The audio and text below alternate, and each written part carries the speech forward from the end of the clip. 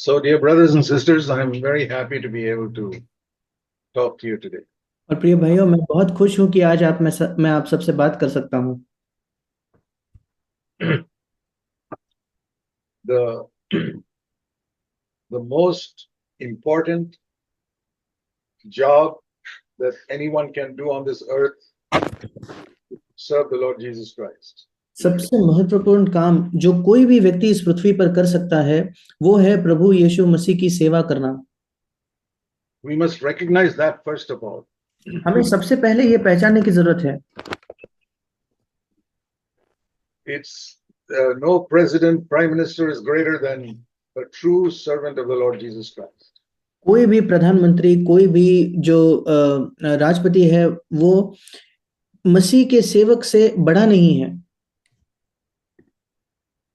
Because they serve a country in physical things and then die and go away. क्योंकि वो तो किसी देश के शारीरिक तौर पर, भौतिक तौर पर सेवकाई करते हैं और फिर उनकी मृत्यु हो जाती है, वे चले भी जाते हैं। We are changing people's lives by God's grace for eternity. पर हम लोगों के जीवन को परमेश्वर के अनुग्रह के द्वारा अनंत काल के लिए बदलते हैं। And we are changing people's lives so that they live more loving lives on this earth also. और हम लोगों के जीवन को इसलिए भी बदलते हैं ताकि इस संसार में भी वे और प्रेम पूर्ण जीवन जी पाए। We are producing better citizens in every country by teaching people to be honest in money matters. हम हर एक देश में बेहतर नागरिक बनाते हैं क्योंकि हम लोगों को सिखाते हैं कि वे और भी ज्यादा ईमानदार बने। Every country should be thankful for true Christians. हर एक देश को धन्यवादी होना चाहिए एक सच्चे मसीही के लिए। And all of you, dear brothers, who are seeking to serve your little fellowships and churches, और आप सब प्रिय भाई जो कोशिश कर रहे हो अपने स्थानीय कलीसिया या स्थानीय संगति में सेवा करने की, must recognize what a great honor God has given you. आपको भी ये पहचानना है कि कितना बड़ा एक आदर है जो परमेश्वर आपको दे रहा है। So I have one request that I plead with you. और इसलिए मेरी एक ही विनती है जो मैं आप सबसे करना चाहता हूँ। I earnestly request this of you. मैं बहुत ही ईमानदारी से ये विनती आप सबसे करता हूँ। Never be the servant of any man. कभी किसी मनुष्य के सेवक ना बने। Always remain a servant of God. हमेशा परमेश्वर के सेवक बने रहे। Far too many preachers in the world are serving men, not God. कई प्रचारक इस पृथ्वी के जो है वे मनुष्य के सेवक बन गए हैं, परमेश्वर के नहीं। Most pastors are serving for money अधिकतर प्रचारक जो है वो पैसे के लिए सेवकाई कर रहे हैं and for the honor of men. और मनुष्यों से एक आदर प्राप्त करने के लिए। Those are two things you must really be afraid of. ये दो चीजें हैं जिनसे आपको बहुत ज्यादा डरना है। There is a healthy fear that we must have of many things. एक स्वस्थ भय है जो हमें सब चीजों का होना चाहिए। There's nothing wrong in having a healthy fear of snakes. जैसे उदाहरण के तौर पर सांपों का एक स्वस्थ भय होने में कुछ गलत नहीं है। Or if a lion comes at us to run away, there's nothing wrong in that. या अगर कोई सिंह हम पर आकर आक्रमण करे तो उससे भाग जाना, इसमें कुछ गलत नहीं। In fact, the Bible itself says that we must run away from certain things. यहाँ तक कि बाइबल खुद हमें बताती है कि कुछ चीजों से हमें दौड़कर भागना है, दूर जाना है। We don't run away from the devil, never. हम शैतान से कभी भागते नहीं, कभी नहीं। He's the most evil person in the universe. वो इस पूरे विश्व का सबसे दुष्ट व्यक्ति है। But we are not afraid of him. पर हम उससे नहीं डरते। Because the Bible says in James chapter 4, क्योंकि बाइबल हमें बताती है याकूब की पत्री उसके 4थे अध्याय में, and this is a very important verse that every one of you who serves the Lord must know. और ये एक बहुत महत्वपूर्ण वचन है जो आप में से हर एक जो परमेश्वर की सेवकाई करता है, आपको इस वचन को जानना है। It tells you how the devil will run away from you. ये आपको बताता है कि किस प्रकार से शैतान आपसे दूर भागेगा। How demon possessed people can be delivered. कैसे दुष्ट आत्मा ग्रस्त लोग छुटकारा पाएंगे। There are many demon possessed people in our country. हमारे देश में कई दुष्ट आत्मा ग्रस्त लोग हैं। Counseling them will not help them. उनको केवल सलाह देना, उनके काउंसलिंग करने से उनकी सहायता नहीं होगी। The devil needs to be cast out from their bodies. शैतान को उनके शरीर से निकालना होगा, And for that, we must follow this verse. और उसके लिए हमें इस वचन का अनुसरण करना है। James 4, verse 7. याकूब की पत्री 4 अध्याय 7वां वचन। What does it say here? यहाँ क्या लिखा है? First of all, don't resist the devil. Submit to God. सबसे पहले शैतान का सामना मत करो, बल्कि परमेश्वर के अधीन हो जाओ। You resist the devil without submitting to God, the devil won't listen to you. अगर परमेश्वर के अधीन हुए बिना आप शैतान का सामना करोगे तो शैतान आपकी नहीं सुनेगा। But first submit to God. पर पहले परमेश्वर के अधीन हो जाओ। Go before God and say, Lord, show me any area in my life that I have not submitted to you. परमेश्वर के सामने जाकर कहिए कि प्रभु मुझे अपने जीवन के किसी भी क्षेत्र को दिखा जहां मैंने अपने आप को तेरे प्रति समर्पित नहीं किया या अधीन नहीं किया है। तो I want to submit my mind to you, Lord, that the thoughts I have there are pure thoughts. मुझे प्रभु उस क्षेत्र में तेरे प्रति समर्पित और अधीन होना होगा जहां मेरे विचार भी शुद्ध विचार बन जाए। That's difficult, Lord, in this evil world, but please help me. प्रभु इस दुष्ट दुनिया में यह कठिन है, पर कृपया मेरी सहायता कीजिए।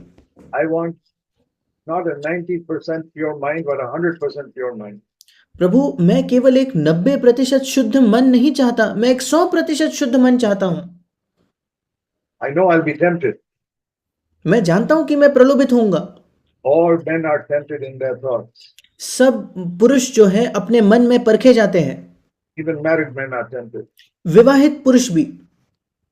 But we don't have to yield. पर हमें उससे राजी होकर उसमें गिरना नहीं है। There is a difference between temptation and sin. प्रलोभन और पाप, इन दोनों में एक अंतर है। Supposing somebody offers you 100,000 rupees to do something wrong. सोच कर देखिए, कोई आपको अगर 1 लाख रुपए देता है ताकि आप कुछ गलत करो, इसलिए They don't give it, they offer it. वो आपको पैसे देते नहीं, वो केवल कहते हैं कि मैं तुम्हें ये दूंगा अगर करोगे तो। Yeah, 100,000 rupees is a great temptation to everyone. 1 lakh रुपए की जो रकम है वो हर एक व्यक्ति के लिए एक बड़ा प्रलोभन है। So the fact that you need that money and you're tempted by the money, that's not a sin.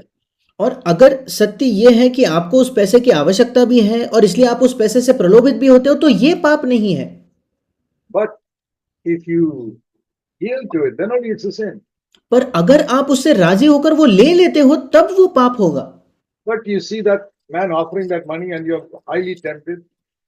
पर आप देखते हो कि सामने वाला व्यक्ति आपको सुझाव दे रहा है कि मैं आपको 1 लाख रुपए दूंगा, और आप बहुत ज्यादा प्रलोभित भी हो जाते हो। You say, no, thank you. पर आप कहते हो नहीं, आपका धन्यवाद।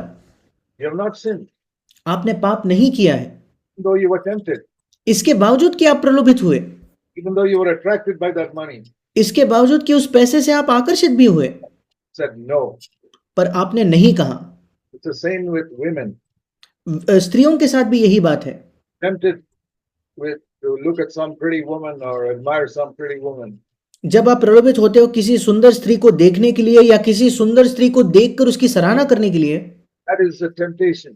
वो एक प्रलोभन है। Every man will be tempted like that. हर एक पुरुष इस प्रकार से परखा जाएगा, प्रलोभित होगा। If you say no, पर अगर आप नहीं कहोगे do not do that. मैं वो नहीं करूंगा, Do not look at that person. मैं उस व्यक्ति के पास नहीं देखूंगा, If it is in a magazine or on the internet, you change the page. अगर वो किसी मैगजीन में, पत्रिका में है, इंटरनेट पर है, तो आप उस पन्ने को पलट देते हो। I will not look at that. नहीं, मैं उसे नहीं देखूंगा। You were tempted, but you did not sin. आप प्रलोभित तो हुए, पर आपने पाप नहीं किया। That is the meaning of submit to God. परमेश्वर के अधीन हो जाओ का यही मतलब है। We must do that immediately. हमें ये तुरंत करना चाहिए। You wait a few seconds and you have sinned. अगर आप कुछ सेकंड का इंतजार करोगे तो आप पाप कर चुके हो। Pray that the Lord will help you to say no to temptation immediately. आपको प्रार्थना करनी है कि परमेश्वर आपकी सहायता करे कि आप प्रलोभन को तुरंत नहीं कह पाओ। There you find how weak we are. और वहां हम देखते हैं कि हम कितने निर्बल हैं। And that's why we have to go to God and say, Lord, fill me with the Holy Spirit. Otherwise, I can't do this. इसी वजह से हमें परमेश्वर के पास जाकर कहना है कि प्रभु मुझे तेरे पवित्र आत्मा से भर दे, नहीं तो मैं ये नहीं कर सकता। Why has God allowed temptation to be so strong for believers also? क्यों परमेश्वर ने ये अनुमति दी कि विश्वासियों के लिए भी प्रलोभन इतना मजबूत होता है, इतना सामर्थ्यवान होता है? One reason, उसका एक ही कारण है, so that we will run away and ask God, Lord, fill me with your power. ताकि हम उससे दूर भागकर परमेश्वर की ओर जाकर कहे कि प्रभु तेरे सामर्थ्य से मुझे भर। It is too much for me. ये मेरे लिए बहुत ज्यादा है, I can't handle it. मैं इसे नहीं सह सकता प्रभु, Cannot overcome it. मैं इस पर विजय नहीं पा सकता प्रभु, Holy Spirit. मुझे तेरे पवित्र आत्मा से भर। That's what it means here in verse 7. Submit to God.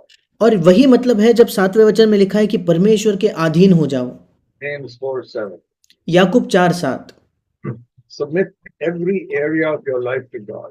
आपके जीवन के हर एक क्षेत्र को परमेश्वर के अधीन कर दो। Think about it one by one and lay it all before God. एक करके उन क्षेत्रों के बारे में सोचो और परमेश्वर के सामने उन्हें रख दो। Say, Lord, I don't want to hold anything to myself. Everything is yours. और कहिए प्रभु किसी भी चीज को मैं जकड़ कर थामे नहीं रखना चाहता, सब कुछ तेरे लिए है प्रभु। God will fill you with the Holy Spirit and your whole life will be changed.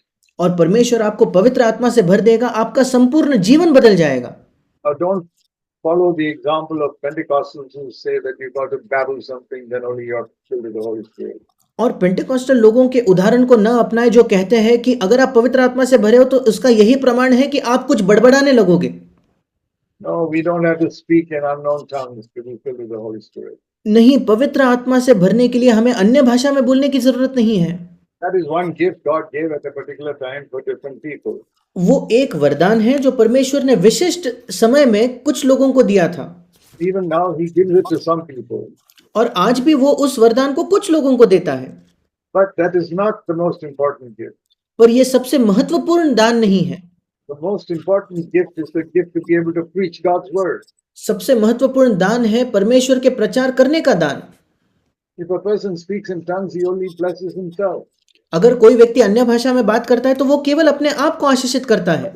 Preaches, he blesses thousands of people. पर अगर वो प्रचार करता है तो वो हजारों लोगों को आशीषित करेगा। So, seek for the gift of what the Bible calls prophecy, the ability to preach God's word powerfully. और इसलिए उस वरदान की खोज करे जिसको बाइबल कहती है भविष्यवाणी करना, मतलब परमेश्वर का वचन बड़े सामर्थ्य से प्रचार करना। I must not think of what will bless me. I must think of what will bless others. मुझे इसका विचार नहीं करना चाहिए कि मुझे क्या आशीषित करेगा, मुझे ये सोचना है कि दूसरों को क्या आशीषित करेगा। So, don't be deceived by false teaching about being filled with the Holy Spirit. और इसलिए पवित्र आत्मा से भरने के झूठे शिक्षाओं से आप प्रभावित ना हो जाए। So, submit to God means surrender every part of your life to God. और परमेश्वर के अधीन हो जाओ, मतलब अपने जीवन के हर एक क्षेत्र को उसके अधीन कर दो। Don't be in a rush. Wait on the Lord and ask Him to show you any area of your life that is not yielded to Him. और uncle can you repeat one? Don't be in a rush in this prayer. और इस प्रार्थना में आप बहुत ज्यादा जल्दबाजी ना करें। Wait on the Lord and ask Him to show you any area of your life that is not submitted to Him. परमेश्वर पर ठहरे रहे, उससे प्रार्थना करें और उसे दिखाने दे आपके जीवन का कोई भी क्षेत्र जहां आप उसके प्रति समर्पित नहीं हो। Sincerely, if you seek, God will show you. अगर आप ईमानदारी से उसकी खोज करते हो तो परमेश्वर आपको जरूर दिखाएगा। Pray, Lord, I need money, but don't let me love money. आप प्रार्थना कर सकते हो, प्रभु मुझे पैसे की आवश्यकता है पर मुझे पैसे से प्रेम ना करने दे। Maybe you need a better job because you got a bigger family and you got to take care of them. शायद आपको एक बेहतर नौकरी की जरूरत है क्योंकि आपका परिवार बड़ा है और आपको उनकी देखभाल करनी है। Good, do that. अच्छी बात है, उसे कीजिए। Save money in the bank because you need money for the future for your children. आप पैसे को बैंक में जोड़कर बचा कर रखें क्योंकि आपको भविष्य के लिए अपने बच्चों के लिए पैसों की जरूरत है। Jesus has taught us to save for the future. यीशु मसीह ने खुद हमें सिखाया कि हम भविष्य के लिए बचत करके रखें। Don't love money. पर पैसे से प्रेम न करें। Don't let your trust be in your bank account. Let your trust be in the Lord. और आपका भरोसा आपके बैंक के खाते में न हो बल्कि आपका भरोसा प्रभु पर हो। God can do a miracle in a moment. परमेश्वर एक क्षण में चमत्कार कर सकता है। Remember how the disciples fished all night and caught nothing. अगर आपको याद होगा कैसे शिष्यों ने पूरी रात मछली पकड़ने की कोशिश की और कुछ नहीं पकड़ा। Then Jesus got into the boat and told them to put the net in. They got so much fish, they'd never caught so much in their whole life. और फिर यीशु मसीह उस नाव में यीशु मसीह उनसे कहता है कि उस मछली को उस जाल को फेंको, और उन्होंने जीवन में जितने नहीं पकड़े उतने मछलियां उस दिन पकड़े। Those are all lessons for us. ये सब हमारे लिए पाठ है। You remember that story when the only food available was 5 loaves of bread and there were 10,000 people there?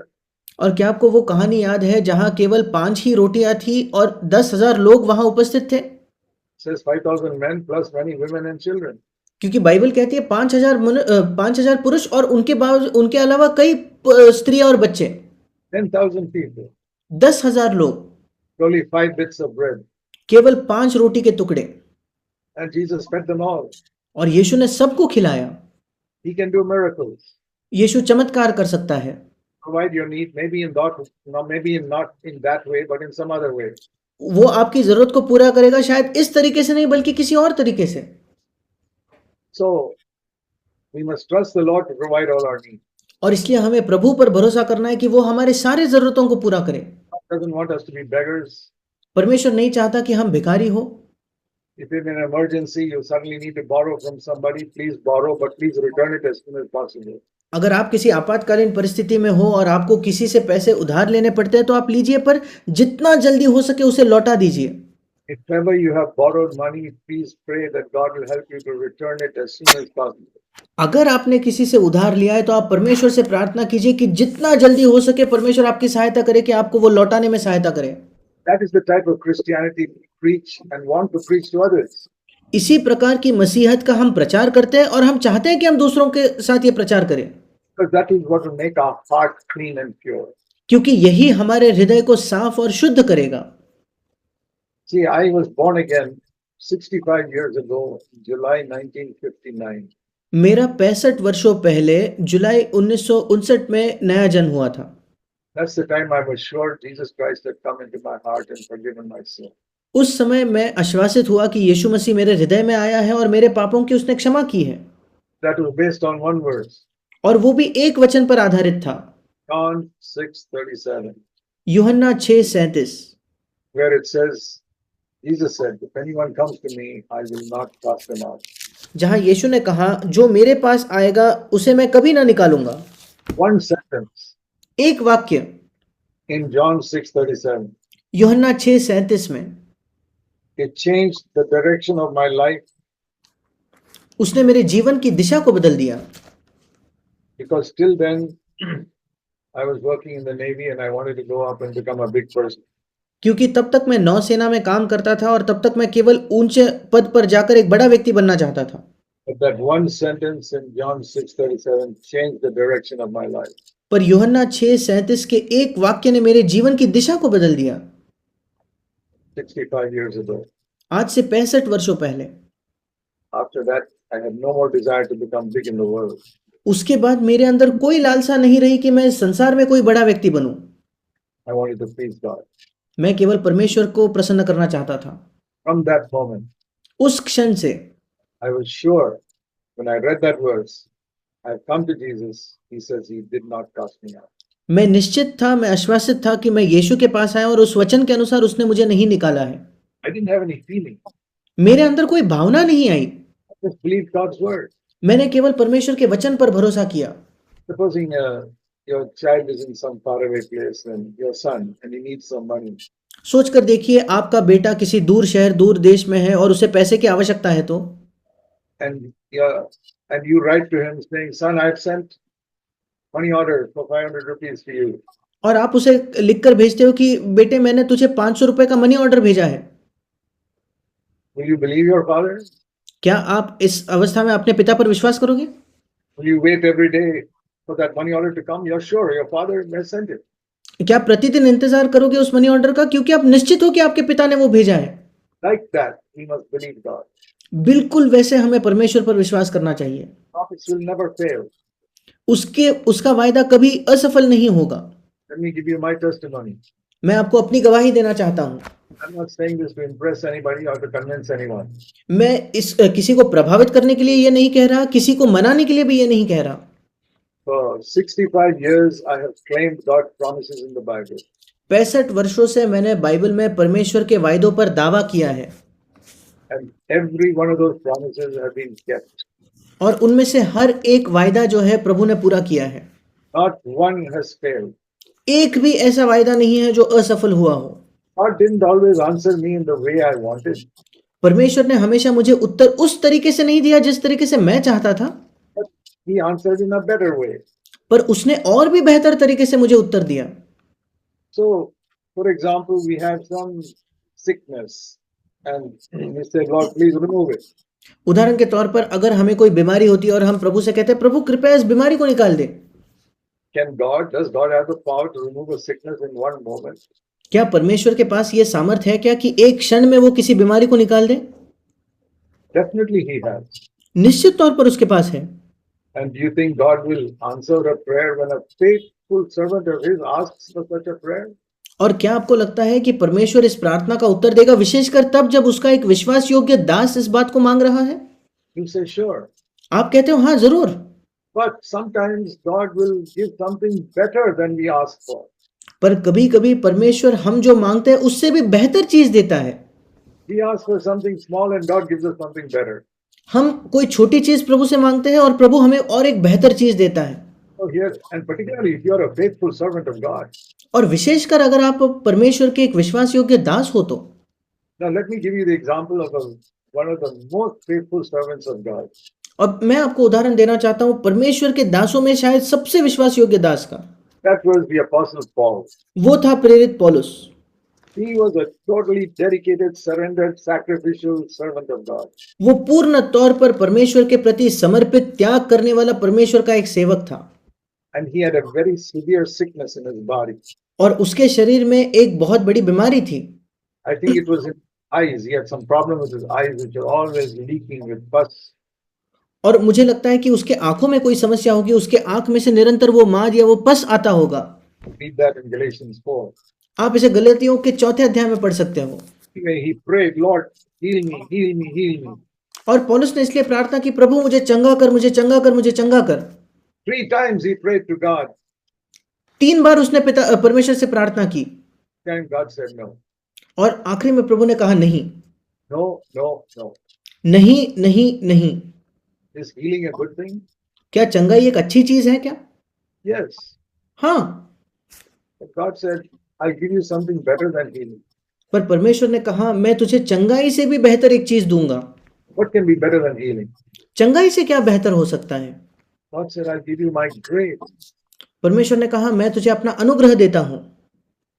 Turn to 2 Corinthians 12. मेरे साथ निकालिए 2 कुरिन्थुस का 12वां अध्याय। Here is where Paul tells us the story. पौलुस हमें ये कहानी यहाँ बताता है। Paul was a mighty servant of God. पौलुस परमेश्वर का एक महान सेवक था। He had gone to places where everybody was a heathen and he planted a church there. वो ऐसे जगहों में जाता था जहां सब लोग अन्य जाति है और वहां एक कलीसिया की स्थापना करता था। And they were filled with the Holy Spirit. और वे पवित्र आत्मा से भर जाते थे। A strong witness for Christ in that place. और उस जगह मसीह के लिए एक मजबूत गवाह के तौर पर खड़े होते थे। You go to another place, another place, another place. You do the same thing in many places. फिर एक और नई जगह, एक और जगह, एक और जगह, और कई अलग अलग जगहों में वो वही चीज करता था। How many people have you found like that? ऐसे कितने लोगों को आपने देखा है? Very, very few. शायद ही कुछ लोग ऐसे होंगे। Paul was like that, mighty servant of God. पर पौलुस ऐसा था, परमेश्वर का एक महान सेवक। He even raised the dead, वो मरे हुओं को भी जिलाता था, healed the sick, बीमारों को चंगा करता था, cast out demons, दुष्ट आत्माओं को निकालता था, wrote scripture. बाइबल को लिखा उसने। And this is the person praying, Father, please heal me. और ये व्यक्ति प्रार्थना कर रहा है कि पिता कृपया मुझे चंगा कर। God says no. और परमेश्वर कहता है नहीं। Why? क्यों? Because he was so mightily used, he was in danger of becoming proud. क्योंकि पौलुस का इतना ज्यादा इस्तेमाल हुआ था, वो उसका ये खतरा था कि वो घमंडी ना हो जाए। We fall into pride so easily. हम घमंड में इतने आसानी से गिर जाते हैं। You push a small 10-month-old child, even with a finger, he'll fall down. 10 महीने के एक बच्चे को अगर आप एक उंगली से भी धक्का दो तो वो गिर जाएगा। But somebody can't make us fall down even if they push us with their hand.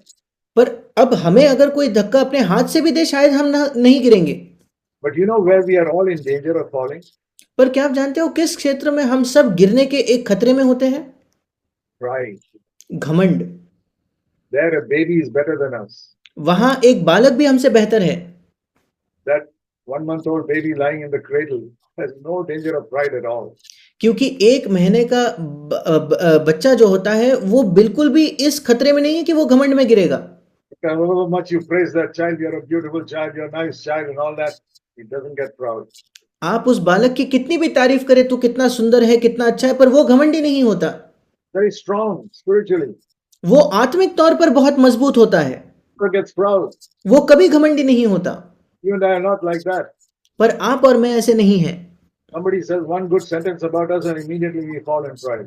हमारे विषय में कोई एक अच्छा वाक्य कह दे हम तुरंत घमंड में गिर जाएंगे। That is how weak we are.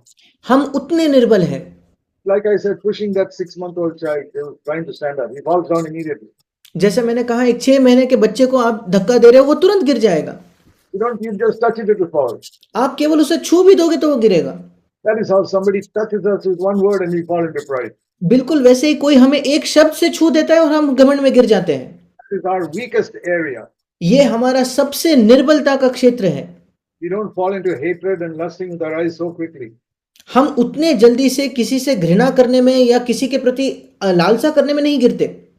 You preach a good sermon and somebody appreciates it and you have fallen in pride immediately. आप एक अच्छा प्रचार करते हो कोई आकर आपकी तारीफ करता है तुरंत आप घमंड में गिर जाते हो। That is how weak we are. हम इतने निर्बल हैं। Paul was so weak because he was doing mighty things. पौलुस भी निर्बल था क्योंकि वो महान काम कर रहा था। So God said, there's only one way to keep you humble, Paul. और परमेश्वर ने कहा कि पौलुस तुझे नम्र रखने का एक ही जरिया है। I have to give you a sickness which you will not be healed from. मुझे तुझे एक बीमारी देनी होगी जिससे तू कभी चंगा नहीं होगा। Everybody, when you stand up to preach, will see the leaking from your eyes. जब भी तू पौलुस प्रचार करने को खड़ा हो तेरे आंखों से वो गंदगी आते हुए लोग देखेंगे। You'll have to keep taking a hanky and wiping it all the time. और निरंतर एक रुमाल लेकर तुझे वो पोंछते रहना होगा। And people will think, oh, this is a mighty servant of God. Look, his eyes are leaking all the time. और फिर लोग सोचेंगे अच्छा ये वो परमेश्वर का महान सेवक है जिसके आंखों में से निरंतर वो गंदगी आ रही है। He can't even be healed from that. वो तो उससे भी नहीं चंगा हो पा रहा। Then they will think less of Paul. फिर वो पौलुस के विषय में कम समझेंगे। And God said, Paul, that's good for you when people think less of you. और परमेश्वर ने कहा पौलुस ये तेरे लिए अच्छा है जब लोग तुझे कम समझे। The great danger is when people think highly of you. बड़ा खतरा ये है जब लोग तुझे कोई बड़ा व्यक्ति समझने लगे। Now, what is the danger of pride? अब घमंड में खतरा क्या है? Because the Bible says God resists the proud. क्योंकि बाइबल हमें बताती है परमेश्वर अभिमानियों का विरोध करता है। That's like saying if you're a proud person, God will become your enemy. ये इस प्रकार कहने जैसा है कि अगर आप घमंडी व्यक्ति बन जाते हो तो परमेश्वर आपका शत्रु बन जाएगा। Doesn't matter who you are. कोई फर्क नहीं पड़ता आप कौन हो। I left my job nearly 60 years ago. लगभग 60 वर्षों पहले मैंने अपनी नौकरी छोड़ी। And I've been serving the Lord all these years. और इन सब वर्षों में मैं परमेश्वर की सेवा कर रहा हूं। But the Lord sees I'm a weak person. पर परमेश्वर देखता है कि मैं एक निर्बल व्यक्ति हूं। I can fall in pride any day. मैं किसी भी दिन घमंड में गिर सकता हूं। God has to do something to keep me humble, some physical weakness or something He has to give me. परमेश्वर को कुछ करना होगा मुझे नम्र रखने के लिए, कोई शारीरिक निर्बलता या कुछ मुझे देना होगा। Otherwise, He has to be my enemy. अगर नहीं तो परमेश्वर को खुद मेरा शत्रु बनना होगा। The law of God that He is the enemy of all proud people. ये परमेश्वर का एक नियम है कि वो हर एक घमंडी व्यक्ति का शत्रु है। It's like the law of gravity. ये बिल्कुल गुरुत्वाकर्षण के उस नियम की तरह है। See, even a small cloth like this, if I drop it, it will fall down. और एक छोटा कपड़ा भी इसके समान, मैं उसे अगर छोड़ दूं वो गिर जाएगा। Something on earth is pulling it down. क्योंकि पृथ्वी पर कुछ है जो उसे नीचे खींचता है। Even a feather, if you drop it, it will fall down. और एक पर क्यों ना हो, एक पंख क्यों ना हो, वो भी नीचे गिरेगा। It's a law. ये एक नियम है Everywhere in the world, पूरे संसार में। you leave something, it will drop down. आप कुछ छोड़ो वो नीचे गिरेगा। Here is another law. एक और नियम है। anyone who's proud, God will resist him. कोई भी व्यक्ति जो घमंडी है, परमेश्वर उसका विरोध करेगा, God will push him down. परमेश्वर उसे नीचे ढकेलेगा। God is always pushing down people all over the world because they are proud. परमेश्वर निरंतर इस संसार में लोगों को नीचे ढकेल रहा है क्योंकि वे घमंडी है। It is also true that God lifts up those who are humble. पर यह भी सत्य है कि परमेश्वर उन लोगों को उठाता है जो नम्र है। So God wanted to lift up Paul all the time. और परमेश्वर चाहता था कि वो पौलुस को निरंतर ऊंचा उठाए। So he said, Paul, 2 Corinthians 12:7, I'm giving you a thorn in your flesh. और इसलिए परमेश्वर ने कहा पौलुस को 2 कुरिन्थ 12:7 में कि पौलुस मैं तुझे शरीर में एक कांटा देता हूं, It will make you weak. वो तुझे निर्बल बनाएगा। And people will see you're a weak person. और लोग देखेंगे कि तू कैसा निर्बल व्यक्ति है। And they will not admire him. और उसके वजह से वो तेरी सराहना नहीं करेंगे। And God said, then I can give you grace. और परमेश्वर ने कहा फिर मैं तुझे अनुग्रह दे पाऊंगा। Grace will keep you from sin. अनुग्रह तुझे पाप से बचाए रखेगा। So we were thinking of James chapter 4 and verse 7. और हम याकूब की पत्री 4 अध्याय 7वें वचन पर सोच रहे थे। All that I said so far was trying to explain that first sentence, submit to God. और मैंने अब तक जो भी कहा मैं उस वचन का पहला वाक्य समझा रहा था कि परमेश्वर के अधीन हो जाओ। This is what I've said so far. This is what it means to submit to God. जो भी मैंने अब तक कहा यही मतलब है परमेश्वर के अधीन होने में। If God does not remove a sickness, submit to Him. अगर परमेश्वर आपके शरीर की कोई बीमारी नहीं निकालता उसके प्रति अधीन हो जाओ। God does not give you the job you want, submit to God. परमेश्वर अगर आपको वो नौकरी नहीं देता जो आप चाहते हो तो उसके अधीन हो जाओ। You can't marry the person whom you wanted to marry, submit to God and say, thank you, Lord. अगर आप उस व्यक्ति से विवाह नहीं कर सकते जिससे आप विवाह करना चाहते थे, परमेश्वर के प्रति अधीन हो जाओ और उससे कहिए धन्यवाद प्रभु। If you don't get the job you want, you get some other smaller job. Thank God and submit to Him. अगर आपको अपनी मनचाही नौकरी न मिलते हुए कोई दूसरी छोटी नौकरी मिलते है उसके परमेश्वर का धन्यवाद दीजिए और उसके अधीन हो जाइए। Let everybody else in the world get many financial benefits. You don't get it. Submit to God. इस संसार का दूसरा हर एक व्यक्ति को शायद अन्य आर्थिक लाभ मिल रहे हैं पर आपको नहीं मिल रहे, आप परमेश्वर के अधीन हो जाइए। You are the poorest person in your village. Submit to God. आपके गांव में शायद आप सबसे गरीब व्यक्ति हो, परमेश्वर के अधीन हो जाओ। This is what it means in James 4:7. Submit to God. यही मतलब है याकूब 4:7 का कि परमेश्वर के अधीन हो जाओ। Means you have no complaint. इसका मतलब आपके पास कोई शिकायत नहीं है। You can ask God for anything. आप परमेश्वर से कुछ भी मांग सकते हो। But if there's no, submit to Him. पर अगर परमेश्वर आपसे नहीं कहता है तो उसके अधीन हो जाओ। He says, no, I won't heal you. अगर परमेश्वर आपसे कहता है नहीं मैं तुझे चंगा नहीं करूंगा, Like with Paul, जैसे पौलुस के साथ हुआ, submit to God. परमेश्वर के अधीन हो जाओ। Don't get the job you want. आपको वो नौकरी नहीं मिलती जो आप चाहते थे, परमेश्वर के अधीन हो जाओ। That is what it means to submit to God.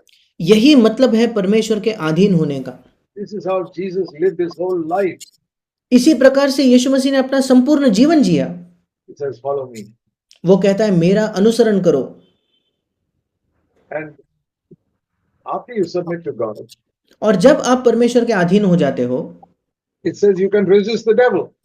वो कहता है कि आप शैतान का सामना कर सकोगे। James 4:7. Yakub 4:7। Then when you speak to the devil, तब जब आप शैतान से बात करोगे, he will flee from you. वो आपसे भाग जाएगा। Not walk away, not run away, but flee. It's a very strong word.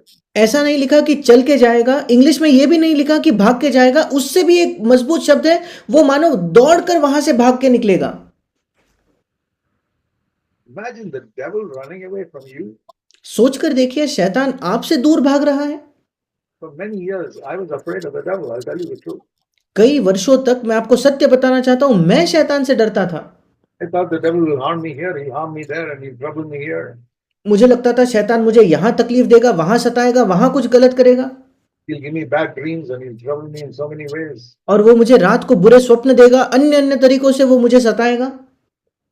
I'm not afraid of the devil now अब मैं शैतान से नहीं डरता, because I've submitted to God completely. क्योंकि मैंने पूर्ण तौर पर परमेश्वर के प्रति मैं अधीन हो चुका हूं। To tell you the truth, मैं आपको सच बताना चाहता हूं, saying this in a proud way, मैं ये घमंडी होकर नहीं कह रहा, but because Jesus is Lord of my life, पर क्योंकि यीशु मसीह मेरे जीवन का प्रभु है, dwells in my heart.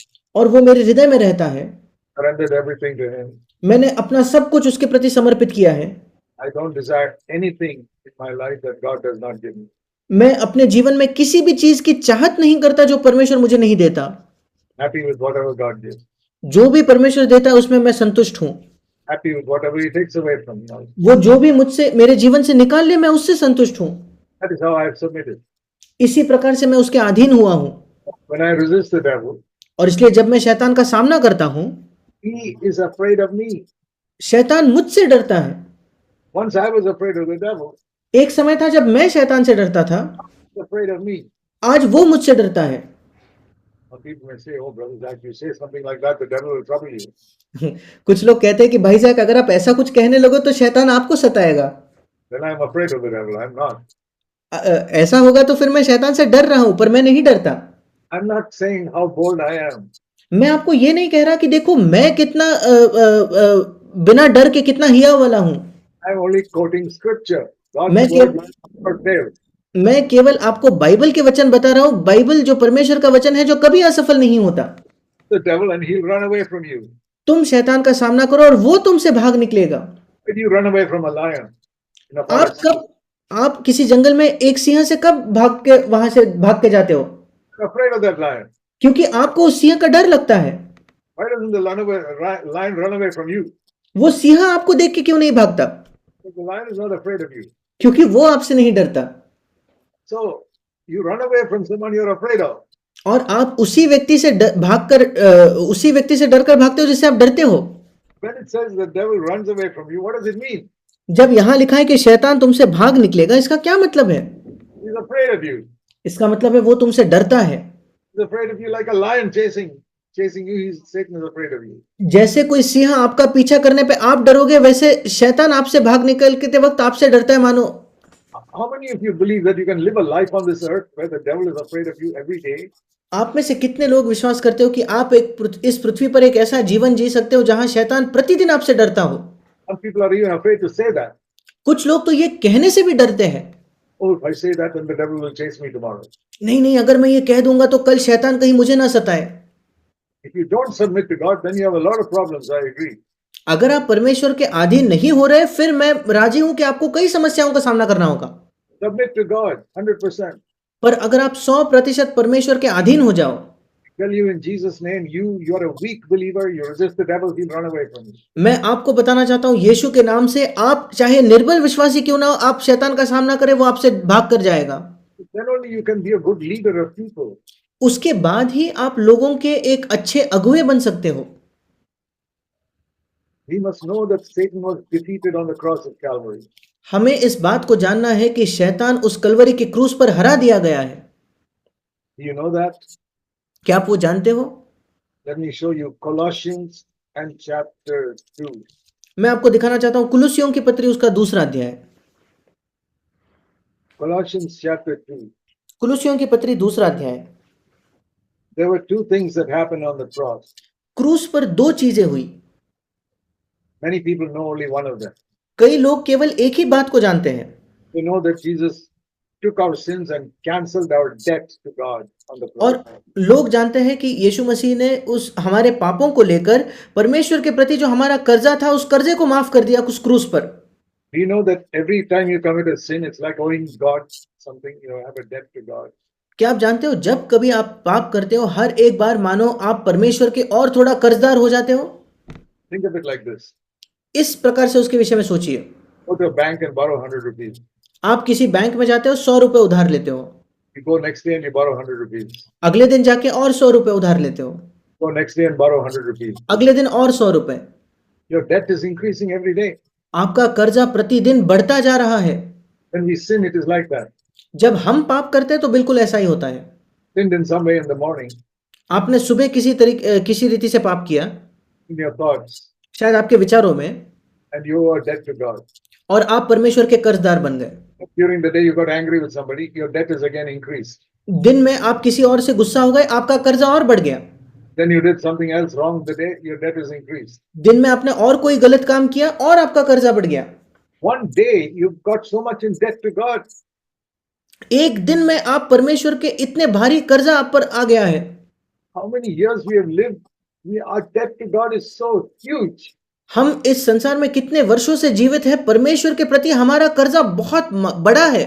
Crores and crores and crores of rupees, more than that. करोड़ों करोड़ों करोड़ों रुपए से भी ज्यादा। It says in Colossians 2:14 और कुलुसियों 2:14 में लिखा है that Jesus canceled that debt and took it out of the way when he was nailed to the cross. और जब यीशु मसीह उस क्रूस पर गया तो हमारे विरोध में जो लेख था, जो कर्जा था, उसे उसने मिटा डाला। Colossians 2:14, never forget it. कुलुसियों 2:14, इस वचन को कभी ना भूले। The crores and crores of sin, debt that we had of sin, he wiped it out. करोड़ों करोड़ों करोड़ों रुपयों का जो कर्जा था पाप का, परमेश्वर यीशु मसीह ने वो मिटा डाला। In one moment, it's all paid. एक क्षण में उसकी कीमत उसने चुका दी। Like you owe somebody crores of rupees and somebody says, don't worry, I paid him that money. मानो आप किसी व्यक्ति से करोड़ों के कर्जदार हो और कोई और व्यक्ति आपसे आकर कहते हैं कि चिंता मत करो, मैंने वो कर्जा चुका दिया। That's what Jesus did on the cross. यीशु ने क्रूस पर यही किया। Don't care how many sins you have committed in your life.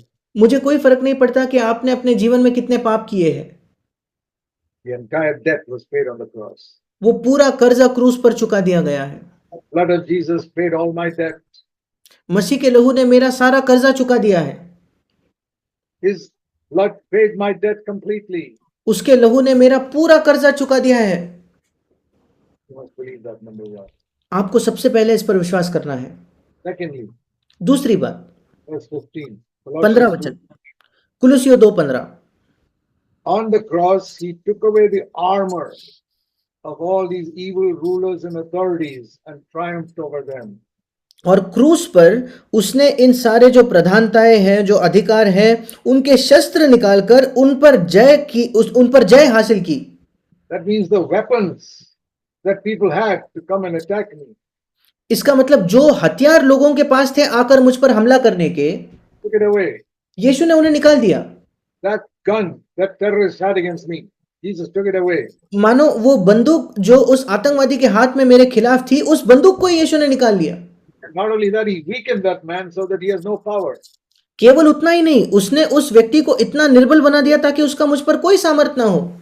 Jesus did not kill the devil on the cross, यीशु मसीह ने क्रूस पर शैतान को मार नहीं दिया, but he paralyzed him, took away his power. पर मानो उसे लकवाग्रस्त कर दिया, उसकी पूरी सामर्थ निकाल ली। You know the difference between a dead person and a paralyzed person. एक मरे हुए व्यक्ति और एक लकवाग्रस्त व्यक्ति का बीच का अंतर आप जानते हो? If a person is paralyzed and he's lying in bed, all his hands and legs are all paralyzed, he can't do anything. सोच कर देखिए, किसी व्यक्ति को लकवा मार जाता है, वो बिस्तर पर पड़ा है, उसके हाथ पैर में लकवा है, वो कुछ नहीं कर सकता। He can look at you, but he can't do anything. वो आपके पास आपकी ओर देख तो सकता है पर कुछ कर नहीं सकता। Tongue is also paralyzed. He cannot even speak a word against you. और अगर वो लकवा उसके जबान तक पहुंच गया तो वो कुछ बोल भी नहीं पाएगा। He's helpless. वो असहाय है। He's not dead, but he's helpless. वो मरा हुआ नहीं है पर असहाय है। Think of the devil like that. और शैतान के विषय में इस प्रकार से सोचिए, Enemy who was very strong against you once. एक शत्रु जो एक समय आपके खिलाफ बहुत ज्यादा बलवंत था, Now he's totally paralyzed. पर अब वो पूर्ण तौर पर लकवाग्रस्त है। You don't have to be afraid of him anymore. फिर अब आपको उससे डरने की जरूरत नहीं। Think of a snake that's paralyzed and lying there. एक सांप के विषय में सोचिए जो लकवा मारा हुआ वहां पड़ा है। Hit on the head so hard that he's paralyzed. मानो उसके सिर पर इतने जोर से मार दिया गया है कि वो लकवाग्रस्त होकर वहीं पड़ा है। Not dead, but helpless and paralyzed. You don't have to be afraid anymore. मरा तो नहीं है पर बिल्कुल असहाय है, वहीं पड़ा है, वो आप उससे नहीं डरोगे। And he will never be healed from that paralysis. और उस लकवे से वो कभी चंगा नहीं होगा। Yeah, the devil is permanently paralyzed as far as I'm concerned. मेरे विषय में जहां तक बात आती है, शैतान हमेशा के लिए लकवाग्रस्त है। He is not dead. वो मरा नहीं है। He hates me for telling you all these truths. मैं आपको ये सारे सत्य बता रहा हूं, इसलिए शैतान मुझसे घृणा करता है। I think the devil doesn't hate me. He hates me tremendously. क्या आपको लगता है शैतान मुझसे घृणा नहीं करता? वो बहुत ज्यादा घृणा करता है। I'm telling everybody that he was defeated on the cross. क्योंकि मैं हर एक व्यक्ति को बताता हूं कि शैतान क्रूस पर हरा दिया गया था। I'm not afraid of the devil. मैं शैतान से नहीं डरता। There was a time when I was afraid. एक समय था मेरे जीवन में जब मैं डरता था, I know that Jesus defeated him on the cross. जब मैं ये नहीं जानता था कि यीशु ने उसे क्रूस पर हराया था। It's just like there was a time when I was weighed down by my sin because I didn't know Jesus took my sins on the cross. बिल्कुल वैसे जैसे एक समय मैं अपने पापों के बोझ तले दबा हुआ था क्योंकि मैं ये नहीं जानता था कि यीशु ने मेरे पापों को क्रूस पर उठाया। I knew that Jesus took the punishment for my sin. All the burden of my sin was gone. जब मैं ये जान गया कि यीशु मसीह ने मेरे पाप का बोझ उठा लिया है, मेरे पाप का दंड सह लिया है, तो वो पूरा पाप का बोझ मुझसे उठ गया। Is that true of you also? क्या ये आपके जीवन में भी सच नहीं है क्या? No, your sins are forgiven. आप sorry uncle, You know that your sins are forgiven. आप जानते हो कि आपके पाप क्षमा हुए हैं, But you don't know that the devil was also defeated at the same time. पर आप ये नहीं जानते कि उसी समय शैतान भी हराया गया था। Why you're afraid of the devil? इसी वजह से आप शैतान से डरते हो। Now, just like you are sure that your sins are forgiven on the cross, अब जैसे आप आश्वासित हो कि आपके पाप उस क्रूस पर क्षमा हुए, you must be sure that Satan was defeated on the cross. आपको इस बारे में भी आश्वासित होना है कि शैतान उस क्रूस पर हरा दिया गया था। This because in all the villages of the world, including India, Satan is working so powerfully in so many people. मैं ये इसलिए कह रहा हूं क्योंकि सब गांवों में, भारत के भी गांवों में शैतान बहुत सामर्थ्य से कई लोगों के जीवन में काम करता है। Working in so many homes, bringing division between husband and wife. कई घरों में वो काम करता है, पति पत्नी के बीच में वो विभाजन लाता है, अलगाव लाता है। He's working in so many homes, leading children away from the truth. वो कई घरों में काम करता है और बच्चों को सत्य से दूर ले जाता है। He's bringing conflict between husband and wife in so many homes. कई घरों में पति पत्नी के बीच में वो झगड़ा उपस्थित करता आता है। Who is doing that? ये सब कौन कर रहा है? The devil. शैतान। And God has called you, my brothers, to be his servants to deliver people from that bondage. और परमेश्वर ने आपको बुलाया है मेरे भाइयों ताकि आप लोगों को उस बंधन से छुड़ाए। So you must know that Jesus defeated Satan on the cross. और इसलिए आपको ये जानने की जरूरत है कि यीशु मसीह ने शैतान को क्रूस पर हरा दिया। Now it's not enough that you know it in your head. अब ये पर्याप्त नहीं है कि आप अपने दिमाग में इस बात को जान लो, Know it in your heart. आपको इस बात को अपने हृदय में जानना है। Therefore, you must be filled with God's Holy Spirit in your heart.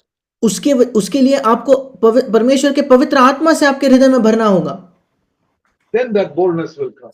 तब आपके अंदर वो हियाव आएगा That you'll have the boldness to speak to the devil to get out in Jesus' name. कि आपके अंदर ये हियाव हो कि आप शैतान को यीशु के नाम से कहो कि तू निकल जा। I used to read in the Bible how Jesus would command the devils to flee. और मैं बाइबल में पढ़ता था कि कैसे He'd command the devil to get out of somebody. और मैं पढ़ता था कि कैसे बाइबल में यीशु मसीह किसी व्यक्ति को शैतान को कहता है कि किसी व्यक्ति से तू निकल जा। Every time they would go. और हर बार जब यीशु कहता वो निकल जाते थे। And the Bible says sometimes he would cast out the devil with one word. और कभी-कभी बाइबल बताती है कि एक शब्द से यीशु मसीह शैतान निकालता था। He would say go and the devil would go. वो कहता था निकल जा और वो दुष्ट आत्मा चले जाती थी। And I said, Lord, there are so many demon-possessed people in our country.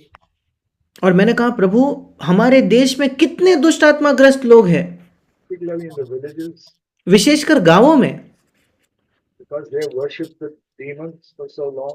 क्योंकि कई वर्षों से वे दुष्ट आत्माओं की आराधना करते रहे हैं। The demons have got inside them. इस वजह से वो दुष्ट आत्मा उनके अंदर आ गई है। And they come to a servant of Jesus Christ and say, please help me. और फिर वो यीशु मसीह के किसी सेवक के पास आकर कहते कृपया मेरी सहायता कीजिए। What shall we do? हम क्या करें? Can we say, no, we'll pray for you? क्या हम ये कहें कि नहीं नहीं हम आपके लिए प्रार्थना करेंगे? Person is sick, pray for him. अगर कोई व्यक्ति बीमार है उसके लिए निश्चित तौर पर प्रार्थना कीजिए। And has some weakness or some problem, pray for that. उसकी कोई निर्बलता है, कोई समस्या है, उसके लिए भी प्रार्थना कीजिए। All those things we can pray. उन सब चीजों के लिए हम प्रार्थना कर सकते हैं। But if a person has got a demon in them, you don't pray. पर अगर किसी व्यक्ति के अंदर दुष्ट आत्मा है तब आप प्रार्थना नहीं करते। You never prayed for people who have demons. हम उनके लिए प्रार्थना नहीं करते जिन लोगों में दुष्ट आत्माएं हैं। Jesus never prayed for demon-possessed people. यीशु मसीह ने दुष्ट आत्माग्रस्त लोगों के लिए कभी प्रार्थना नहीं की। He just cast out the demon. वो केवल दुष्ट आत्मा को निकालता था। He prayed for the sick, वो बीमारों के लिए प्रार्थना करता था, for demon-possessed people. पर दुष्ट आत्माग्रस्त लोगों के लिए नहीं। We are not to pray for demon-possessed people. We must cast out the demon in Jesus' name. और इसलिए जो लोग दुष्ट आत्मा से ग्रस्त हैं हमें उन लोगों के लिए प्रार्थना नहीं करनी है बल्कि यीशु के नाम से उस दुष्ट आत्मा को निकालना है। I've come across demon-possessed people in the villages of India, मैंने भारत के गाँव में कई दुष्ट आत्माग्रस्त लोगों को देखा है and I've come across demon-possessed people in the cities of America. और अमेरिका के शहरों में भी मैंने दुष्ट आत्माग्रस्त लोगों को देखा है। But I've seen one thing: पर मैंने एक चीज और भी देखी है। every single case, when I say in the name of Jesus, get out, the demons go. हर एक घटना में जब मैं कहता हूं यीशु के नाम से निकल जा तो वो दुष्ट आत्मा निकल जाती है। Every single case, हर एक घटना में, not because of me, मेरे वजह से नहीं, but because those demons are scared of the name of Jesus Christ. पर क्योंकि वे दुष्ट आत्माएं यीशु मसीह के नाम से डरते हैं। They were defeated on the cross. वे उस क्रूस पर हरा दिए गए हैं। The devil does not want you to know that. शैतान नहीं चाहता कि आप इस बात को जानें।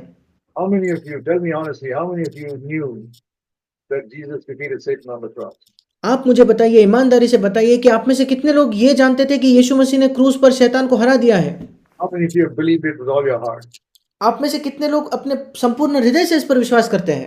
Believed it, you'd never be afraid if a demon-possessed person comes before you.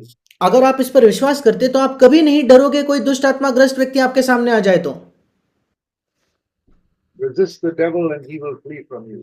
शैतान का सामना करो और वो आपसे भाग निकलेगा। I remember the Lord told me in my heart once, मुझे याद है कि एक बार परमेश्वर ने मेरे हृदय में मुझसे ये कहा, as you were afraid of the devil till now, from now on the devil will be afraid of you. आज तक जैसे तुम शैतान से डरते आए हो, आज से शैतान तुमसे डरेगा। Is that a big thing? क्या ये कोई बड़ी बात है क्या? Oh, you say, oh, what a wonderful man of God he is, so the devil is afraid of him. आप कहते हो, अरे ये कितना परमेश्वर का अद्भुत जन है, शैतान इससे डरता है। No, no, no, no, no, no. Just ordinary believer, that's all. नहीं नहीं नहीं नहीं नहीं, एक आम विश्वासी केवल उतना ही पर्याप्त है। I'm an ordinary believer like you. मैं आप ही की तरह एक आम विश्वासी हूँ। The only difference is I believe what God says. अंतर केवल इतना है कि मैं उस पर विश्वास करता हूँ जो परमेश्वर कहता है उस पर। God says, submit to God, resist the devil, and the devil will run away from you. परमेश्वर का वचन कहता है परमेश्वर के अधीन हो जाओ, शैतान का सामना करो, शैतान तुमसे भाग निकलेगा। Isn't that written in your Bible? क्या यह आपके बाइबल में नहीं लिखा है क्या?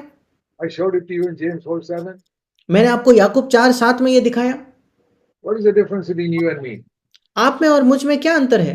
It's written in my Bible, it's written in your Bible. वो मेरे बाइबल में लिखा है, वो आपके बाइबल में भी लिखा है। Only one difference. एक ही अंतर है, I believe it. मैं उस पर विश्वास करता हूँ। Submit to God. मैं परमेश्वर के अधीन होता हूँ। I resist the devil. मैं शैतान का सामना करता हूँ I believe he will flee from me every time. और मैं विश्वास करता हूँ कि हर एक बार वो मुझसे भागेगा। Not most of the time, every time. ये नहीं कि अधिकतर समय, बल्कि हर एक समय, Because God's word is true every time. क्योंकि परमेश्वर का वचन हर समय सच्चा है। If I drop this, it will fall every time. अगर मैं इसे छोड़ दूं तो वो हर बार गिरेगा। Not few times, every time. ये नहीं कि कभी कभी गिरेगा, हर बार गिरेगा। Law. ये एक नियम है। You also take something and try and leave it, it will drop. आप From you, it will drop. आप अपने हाथ में कुछ उठाइए और उसे छोड़ दीजिए, वो निश्चित तौर पर गिरेगा। The law that pulls everything down. एक नियम है जो चीजों को नीचे खींचता है। This is also a law that we read. ये भी एक नियम है जो हमने पढ़ा। Submit completely to God in your life. पूर्ण तौर पर अपने जीवन में परमेश्वर के अधीन हो जाओ। The devil, शैतान का सामना करो, he will flee from you just like this thing drops. वो तुमसे भाग निकलेगा उसी तरीके से जैसे ये रुमाल गिरता है। Can you believe it from today? क्या आज से आप उस पर विश्वास करोगे? You want to serve God in India, in the villages of India. अगर आप परमेश्वर की सेवकाई करना चाहते हो भारत देश के गांवों में, You must believe this truth. आपको इस सत्य पर विश्वास करना होगा That Jesus took all our sins on the cross, paid the debt to God, कि यीशु मसीह ने क्रूस पर हमारे सारे पाप ले लिए, हमारा कर्जा चुका दिया defeated Satan on the cross. और उसने क्रूस पर शैतान को हरा दिया। You submit to God. और अगर आप परमेश्वर के अधीन हो जाओगे, The devil शैतान का सामना करोगे, flee from you. वो आपसे भी भाग निकलेगा। So it's very important that we keep our conscience clear all the time. और इसलिए बहुत महत्वपूर्ण है कि हम अपने विवेक को हमेशा साफ रखें। See Acts of the Apostles and chapter 24. मेरे साथ निकालिए प्रेरितों के काम उसका 24 अध्याय। This was one secret of Paul's life. That's why he had so much power. ये पौलुस के जीवन का एक रहस्य था जिस वजह से उसके पास इतनी सामर्थ थी। And we can also live like Paul in this area. और हम भी पौलुस के समान इस क्षेत्र में जी सकते हैं। Please remember this verse, कृपया इस वचन को याद रखें। Acts 24:16. प्रेरितों के काम 24 अध्याय 16वां वचन। I do my best to always maintain a blameless conscience before God and men. इसलिए इससे मैं आप भी यत्न करता हूं कि परमेश्वर की और मनुष्यों की ओर मेरा विवेक सदा निर्दोष रहे। There are two important phrases here. One is always. दो मुख्य बातें शब्द यहाँ है। एक है सदा। Always means 24 hours a day, 7 days a week. सदा मतलब हमेशा, दिन के 7 हफ्ते के 7 दिन और दिन के 24 घंटे। Just like we breathe continuously, 24 hours a day, 7 days a week. जैसे हम निरंतर सांस लेते हैं 24 घंटे 7 दिन। Even when you're asleep, you're breathing. जब हम सोते हैं तब भी हम सांस ले रहे होते हैं। So we must have in the same way a blameless conscience 24 hours of the day. बिल्कुल वैसे ही हमें अपने जीवन के 2400 घंटे में एक निर्दोष विवेक हमारा होना चाहिए। We don't want any stones in our nose to prevent us from breathing. हम नहीं चाहते कि हमारे नाक में कोई पत्थर फंस जाए जिससे हम सांस न ले पाए। We want to get rid of anything that blocks our breathing. हमारे सांस लेते वक्त अगर कोई भी बाधा आती है हम उसे हटा देना चाहते हैं। If our nose is blocked, we try and blow out the nose. और इसलिए कभी हमारा नाक भी बंद हो जाए हम उसे किसी तरीके से नाक को उस चीज को निकालना चाहते हैं। We want to breathe freely all the time. क्यों? क्योंकि हम खुली तौर पर सांस लेना चाहते हैं। Keeping a good conscience is like that. एक अच्छा विवेक रखना बिल्कुल ऐसा ही है। You stop breathing, you die. अगर आप सांस लेना छोड़ देते हो तो आप मर जाओगे। You don't keep your conscience clear, you die spiritually. अगर आप अपना विवेक साफ नहीं रखते हो तो आत्मिक तौर पर मरोगे। It says here, always. यहाँ लिखा है सदा, निरंतर। All the time, Paul said, I keep my conscience clear. पौलुस कहता है निरंतर मैं अपने विवेक को साफ रखता हूँ। Before God and before men. परमेश्वर के सामने और मनुष्यों के सामने। We must keep our conscience clear always before God, before men. हमें अपने विवेक को निरंतर परमेश्वर के सामने और मनुष्यों के सामने साफ रखना है। That means if a thought comes into your mind that only God saw. इसका मतलब अगर आपके मन में एक ऐसा विचार आया जो केवल परमेश्वर ने देखा, Bad thought. और वो बुरा विचार था, A lustful thought after some woman. किसी स्त्री के प्रति कुदृष्टि लालसा का विचार था, Or it's a bitter thought against somebody whom you hate. या किसी व्यक्ति जिससे आप घृणा करते हो उसके प्रति कड़वाहट का विचार था, You must get rid of it immediately. आपको तुरंत वो विचार निकाल देना है। Lord, I'm sorry for that thought. I don't want it. और कहिए परमेश्वर मुझे क्षमा कर, मैं वो विचार नहीं चाहता। I'm sorry for that anger against that man. Forgive me. I'm sorry. उस मनुष्य के प्रति मैं गुस्सा हो गया, उसके लिए मुझे क्षमा कर प्रभु, मुझे माफ कर। I didn't say anything. The anger was only in my mind. मैंने कुछ कहा नहीं, पर वो गुस्सा केवल मेरे मन में था। I have to confess it to God. मुझे परमेश्वर के सामने उसे कबूल करना है। You confess anger when it comes into your mind before God, it will never come out of your tongue. अगर आप हर बार परमेश्वर के सामने उस गुस्से को अंगीकार करो जो आपके मन में आता है, तो वो कभी आपके मुंह से नहीं निकलेगा। You get angry because you allow it to come into your mind first.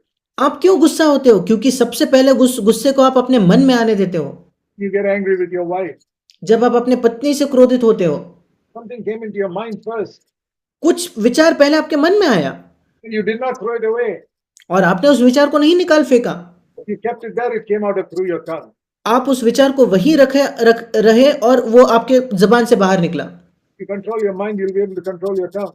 अगर आप अपने मन पर नियंत्रण बना लोगे तो अपने जबान पर नियंत्रण बना पाओगे। Bad thought comes into your mind, reject it. I don't want it, Lord.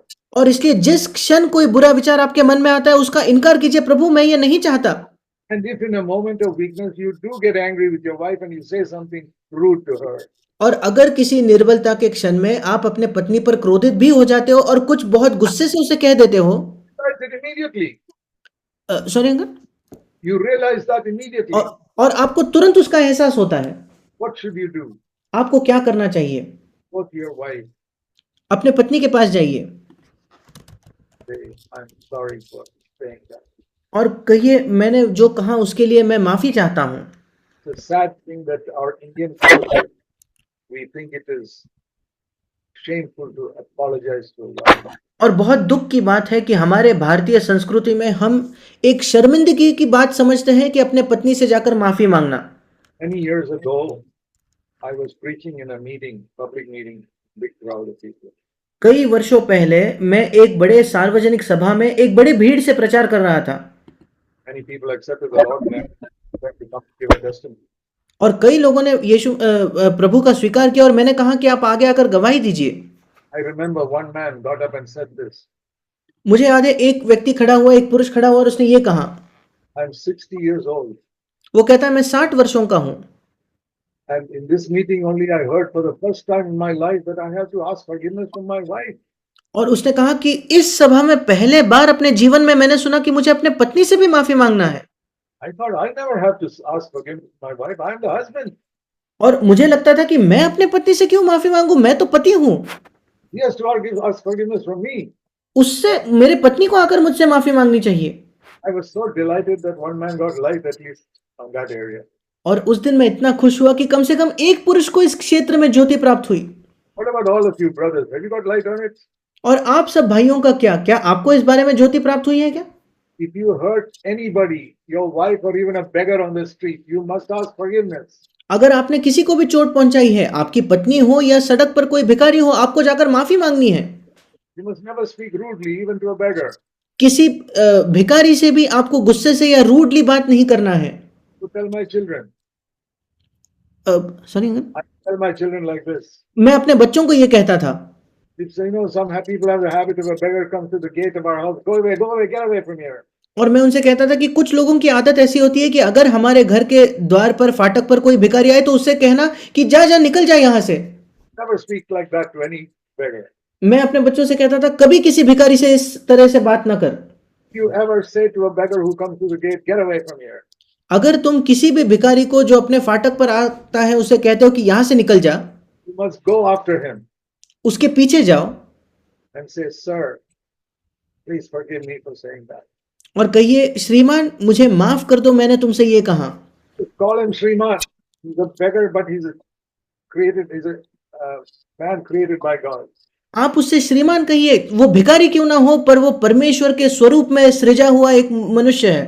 I have learned to respect all human beings. Beggars or kings are all equal to me.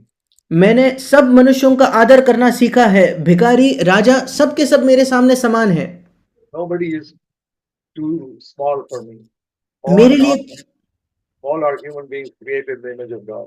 मेरे लिए कोई व्यक्ति छोटा नहीं है, सब के सब परमेश्वर के स्वरूप में रचे हुए मनुष्य है। So must ask forgiveness from anybody we hurt. और इसलिए किसी भी व्यक्ति जिसको हमने चोट पहुंचाई है, हमें जाकर क्षमा मांगनी चाहिए। Hurt your children accidentally, wrongly. For ask forgiveness from your children. अगर आपने अपने बच्चों को चोट पहुंचाई है गलती से किसी कारणवश, उनसे जाकर माफी मांगे। This is what it means to keep our conscience clear all the time. यही मतलब है कि निरंतर हम अपने विवेक को साफ रखें।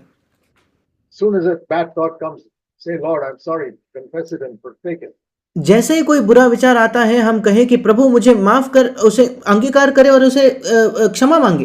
Or a bad word, या कोई बुरा शब्द or a bad attitude comes in your heart thinking of somebody. या किसी व्यक्ति का विचार करते हुए एक बुरा रवैया आपके हृदय में आता है, Reject it immediately. तुरंत उसका इनकार कीजिए। If you have taken some money wrongfully from somebody in the past, अगर आपने अतीत में किसी से कुछ पैसा लिया है गलत तरीके से, return it. उसे लौटा दीजिए। You traveled in the bus without a ticket, अगर आपने बस में सफर किया हो बिना टिकट के, go to that. Next time you travel in that bus, buy an extra ticket अगले बार जब आप बस की सवारी करो तो एक और टिकट खरीद लीजिए, so that you can pay back for that ticket you cheated some time ago. क्योंकि कुछ समय पहले जो टिकट का पैसा आपने नहीं चुकाया उसे आप चुका पाए। You must not have any money in you that you got by cheating somebody.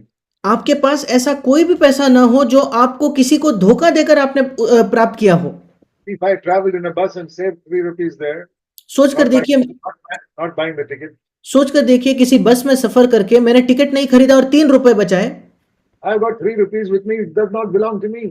फिर मेरे पास 3 रुपए होंगे जो मेरे नहीं है, That belongs to that bus company. वो तो उस बस के कंपनी के हुए। I stole it by traveling without a ticket. मैंने वो पैसा चुराया है क्योंकि बिना टिकट का मैंने सफर किया। How can I give it back? मैं कैसे उसे लौटा सकता हूँ?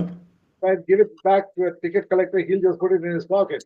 अगर मैं किसी टिकट कलेक्टर के हाथ में वो दे दूं तो वो अपने जेब में डाल देगा। What do? Next time I go in that bus, I buy one extra ticket. फिर मैं क्या करता हूँ, अगले बार जब मैं बस की सवारी करूंगा मैं एक और टिकट खरीदता हूँ। Means it goes to the bus company. इसका मतलब वो बस कंपनी को वो पैसा जाएगा। So be very honest even about 2-3 rupees. हमें 2-3 रुपयों में भी बड़ा ईमानदार होना है। You must not cheat the government in any tax or anything. हमें सरकार को किसी भी कर में, किसी टैक्स में धोखा नहीं देना है। The meaning of this verse, I keep my conscience always clear before God and man. यही मतलब है कि मैं हमेशा मनुष्यों और परमेश्वर के सामने अपने विवेक को निर्दोष रखता हूँ। My dear brothers, I'm teaching to you what I have tried to practice for the last 60 years. मेरे प्रिय भाइयों, मैं आपसे वही प्रचार कर रहा हूँ जो पिछले 60 वर्षों में मैंने खुद करने की कोशिश की है। I made a mistake, but I quickly got up and corrected it. कभी कभी मैंने गलती की पर तुरंत मैं उठकर मैंने अपने आप को सुधारा। I'm not saying you'll never fall. मैं आपसे ये नहीं कह रहा कि आप कभी नहीं गिरोगे। When I walk on the road, I can't say I won't fall. जब मैं सड़क पर चलता हूँ मैं ये नहीं कह सकता कि मैं तो कभी नहीं गिरता। I may trip and fall on something, but I'll tell you one thing, I'll get up immediately. मैं कहीं भी फिसल कर गिर सकता हूँ पर मैं आपको ये कह सकता हूँ कि मैं तुरंत उठ जाऊंगा। Won't you get up immediately when you fall down? जब आप गिरते हो क्या आप तुरंत नहीं उठ खड़े होते? Can any of you say, I'll never fall in my life? क्या आप में से कोई ये कह सकता है मैं तो अपने जीवन में कभी नहीं गिरूंगा? But you can say, if I fall, I'll get up immediately. पर आप ये तो कह सकते हो अगर मैं गिरा तो मैं तुरंत उठ खड़ा होऊंगा। You don't get discouraged if you fall on the road and say, oh, I fell down. No. आप जब सड़क पर गिरते हो आप वहां पड़कर निराश नहीं होते, अरे मैं तो गिर गया। नहीं। How long do you take to get up? कितना समय लगता है आपको उठने में? Not even one moment. Immediately you get up. एक क्षण नहीं लगता, आप तुरंत उठ खड़े होते हो। Must be like that when you sin. जब आप पाप करते हो तो ऐसा ही होना चाहिए। In thoughts, आपके विचारों में, words, शब्दों में, in actions, आपके कामों में, wrong attitude towards somebody, किसी के प्रति गलत रवैये में, or a wrong motive with which you did something. या कोई गलत रवैया जिससे आपने, या गलत मकसद से आपने किसी चीज को किया, Immediately, Lord, forgive me. तुरंत आपको कहना है प्रभु मेरी क्षमा कर, Me in the blood of Jesus. मसीह के लहू से मुझे शुद्ध कर। And I tell you, when your heart is clean all the time, और मैं कहता हूं जब आपका हृदय हमेशा शुद्ध होगा, God will be able to make the rivers of life flow to you freely. परमेश्वर आपके द्वारा जीवन के जल की नदियां को बहा सकेगा। God wants to do that, but that channel is plugged with so many sins. परमेश्वर वो करना तो चाहता है पर वो जो जरिया है कई पापों के वजह से एक अवरोध है वहां। India is a very needy land. और भारत एक बहुत ही जरूरतमंद देश है।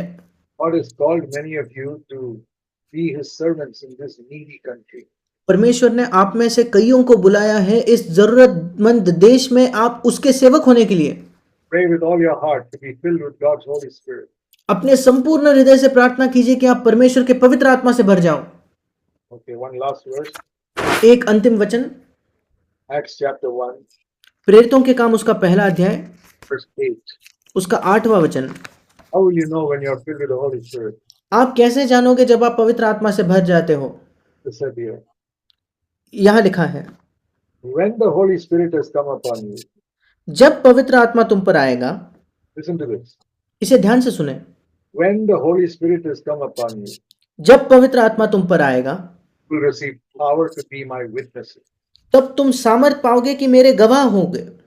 Not power to heal the sick, बीमारों को चंगा करने की सामर्थ नहीं, not even power to cast out demons, दुष्ट आत्माओं को निकालने की भी सामर्थ नहीं, not even power to speak in tongues, अन्य भाषा में बात करने की सामर्थ नहीं, power to be a witness for Jesus, यीशु मसीह का गवाह होने की सामर्थ, a bold witness for Jesus. यीशु मसीह के हियाव भरे एक गवाह होने की सामर्थ। Ask God to fill you with the Holy Spirit. परमेश्वर से मांगे कि वो आपको पवित्र आत्मा से भर दे। When I was 23 years old and I was working in the Navy, जब मैं 23 साल का था और मैं नौसेना में काम करता था, I was very afraid to stand in the road on the roadside and preach the gospel. और मुझे बहुत डर लगता था कि सड़क किनारे कहीं मैं खड़ा रहकर सुसमाचार का प्रचार करूं तो। I thought my senior naval officers and sailors will see me and they'll think I'm some madman. क्योंकि मुझे लगता था कि मेरे वरिष्ठ अधिकारी, मेरे कनिष्ठ लोग मुझे देखकर कहेंगे कि ये कहीं पागल नहीं हो गया। So I was ashamed. और इसलिए मुझे शर्म आती थी। I would go far away, many miles away, where nobody knew me, and I'd preach over there. और इसलिए मैं अपने जगह से कई मीलों दूर जाकर जहां कोई मुझे नहीं जानता वहां प्रचार करता था। Even in the office, I would not let anybody know I'm a Christian. मेरे दफ्तर में मैं किसी को जानने नहीं देता था कि मैं एक मसीही हूँ। Then I said, Lord, fill me with the Holy Spirit. फिर मैंने कहा, प्रभु मुझे पवित्र आत्मा से भर दे। I'll say, I know I'm filled with the Spirit when I'm bold to testify for you. और मैं प्रभु से कहता था कि प्रभु मैं जान जाऊंगा कि तूने मुझे पवित्र आत्मा से भर दिया है जब मैं बिल्कुल हिम्मत से तेरे लिए गवाही दे पाऊं। Hey, God filled me with the Holy Spirit. परमेश्वर ने मुझे पवित्र आत्मा से भरा When I could stand on the street, और तब मैं सड़क पर खड़े होकर preach Christ प्रचार कर पाया about Jesus. यीशु के बारे में। And I could make everyone know in my office that I'm a Christian. और मैं अपने दफ्तर में सब लोगों को ये जानने देता था कि मैं एक मसीही हूँ। I would let them see I keep a Bible on my table. मैं उन्हें देखने देता था, मैं अपने मेज पर एक बाइबल रखता था People know I'm a Christian. ताकि लोग जाने कि मैं एक मसीही हूँ। You need to be filled with the Holy Spirit. Then you'll have power to be a witness for Christ. आपको पवित्र आत्मा से भरने की जरूरत है ताकि आपको सामर्थ प्राप्त हो कि मसीह के लिए आप गवाह बने। See, even India is mentioned in this verse. इस वचन में तो भारत भी लिखा है। Acts 1:8. प्रेरितों 1:8। Have you seen India there? क्या आपने वहां भारत को देखा है क्या? It says Jerusalem, Judea, Samaria, and India. वहां लिखा है यरूशलेम, यहूदिया, सामरिया और Bharat. The remotest part of the earth. That includes India also. पृथ्वी के छोर तक, उसमें तो भारत भी शामिल है। The Lord will give us power to be witnesses for Him in India. प्रभु हमें सामर्थ देगा ताकि हम उसके लिए भारत में गवाह बन पाए। Dear brothers and sisters, dear brothers, please seek for this मेरे प्रिय भाइयों, कृपया इसकी खोज करें and say, Lord, I will not let you go until you fill me with the Holy Spirit. और कहिए, प्रभु मैं तुझे नहीं जाने दूंगा जब तक तू मुझे पवित्र आत्मा से नहीं भर देता। Be an assurance that you have और filled me. और प्रभु तू मुझे एक आश्वासन दे कि तूने मुझे पवित्र आत्मा से भरा है। How will I know? मैं कैसे जानूंगा? I will get power to be a witness for you without being afraid everywhere. मुझे तेरा गवाह बनने की एक सामर्थ मिलेगी, बिना किसी डर के मैं हर जगह तेरा गवाह बन पाऊंगा। Just to bear witness, but to be a witness. केवल गवाही देना नहीं, बल्कि गवाह होना या बनना। Not just speaking, but by my life, by my upright life, I will be a witness for Christ. इसका मतलब केवल जबान या कहने के द्वारा नहीं, बल्कि मेरे जीवन के द्वारा, एक सीधा खड़ा होने के जीवन के द्वारा मैं एक गवाह बन पाऊं। Now let us pray. आइए हम प्रार्थना करेंगे। Also pray that God will speak to your heart and keep in your heart all that you heard today. और आइए हम ये भी प्रार्थना करें कि प्रभु आपके हृदय में इन बातों को रखे और आपको आपके हृदय में इनको बनाए रखे। I want to encourage you to do one more thing. मैं आप सबको प्रोत्साहित करना चाहता हूं कि आप एक और काम कीजिए। Every day when you wake up in the morning, प्रतिदिन जब आप सुबह उठते हो, before you get out of your bed, अपने बिस्तर से निकलने से पहले, before you get out of your bed, बिस्तर से निकलने से पहले talk to your Heavenly Father. अपने स्वर्गीय पिता से बात करें, At least a few sentences. कम से कम कुछ सेकंड्स के लिए। Begin your day talking to Him. अपने दिन की शुरुआत कीजिए उससे बात करके। Before you talk to any human being, किसी मनुष्य से बात करने से पहले, before you talk to your wife and children and everybody else, talk to God. अपने पत्नी, अपने बच्चे, किसी और व्यक्ति से बात करने के पहले परमेश्वर से बात करें। To that habit. इसे एक आदत बना ले। I do that while I'm in bed before getting up. मैं ये करता हूँ हर दिन जब मैं बिस्तर में होता हूँ, उठने से पहले I talk to my father. मैं अपने पिता से बात करता हूँ I said, Dad, so happy to be your child. और मैं कहता हूँ, पापा मैं बहुत खुश हूँ कि मैं आपका बेटा हो पाया। Start your day like that अपने दिन की शुरुआत इस प्रकार से कीजिए and read the Bible every day. और प्रतिदिन बाइबल को पढ़ें, Sometime during the day. दिन में कुछ समय निकाल के। You can do in the morning, well, otherwise anytime, even at night. अगर आप सुबह कर पाए तो बहुत अच्छा है, नहीं तो कोई भी समय हो, रात क्यों ना हो। Never let a day go by without reading the Bible. पर एक भी दिन ना जाने दे जब आपने बाइबल ना पढ़ा हो। Ask God to speak to you. परमेश्वर से मांगे कि वो आपसे बात करे। Pray. आइए हम प्रार्थना करेंगे। Heavenly Father, स्वर्गीय पिता, thank you for these dear brothers who are wanting to serve you. हम तेरा धन्यवाद करते हैं प्रभु इन प्रिय भाइयों के लिए जो आपकी सेवकाई करना चाहते हैं। I pray that they will all be anointed with the Holy Spirit to serve you. मैं प्रार्थना करता हूँ कि प्रभु वे सब के सब पवित्र आत्मा से अभिषिक्त हो जाए। Let your hand be mightily upon them. आपका हाथ बड़े सामर्थ्य से उन सब पर हो प्रभु। Commit them each one to you. हम उनमें से हर एक को तेरे हाथ में सौंपते हैं। Mighty witnesses for you in this land. इस देश में तेरे लिए वे महान गवाह होने पाए प्रभु, Will bring many people to your feet. और वे कई लोगों को तेरे चरणों में लाए, Bring many people to a pure life. और कई लोगों को एक शुद्ध जीवन की ओर ले आए, A life full of love for everybody. एक जीवन जो सबके लिए प्रेम से भरा हो। We pray in Jesus' name. यीशु के नाम से मांगते हैं, Amen. आमीन।